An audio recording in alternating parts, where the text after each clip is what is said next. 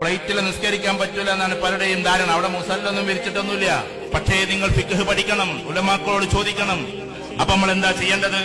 അവിടെ തയമ്മം ചെയ്യാനാണെങ്കിൽ നമുക്ക് മണ്ണുണ്ടാവില്ല. അപ്പൊ ചെയ്യേണ്ട പണി എന്താ?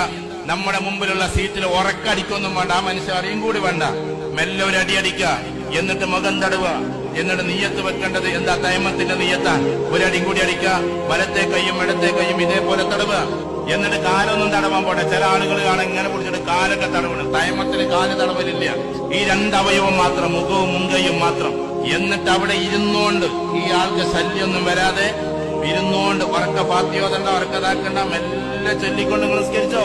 എന്തൊരു രസമുണ്ടാകുന്ന ആകാശത്തിലൂടെ സഞ്ചരിക്കുന്ന ഫ്ലൈറ്റിൽ ഇരുന്നിട്ട് 100-400 ആളുകൾ സഞ്ചരിക്കുമ്പോ നിങ്ങളിരുന്ന് നിസ്കരിക്കുകയാണ്.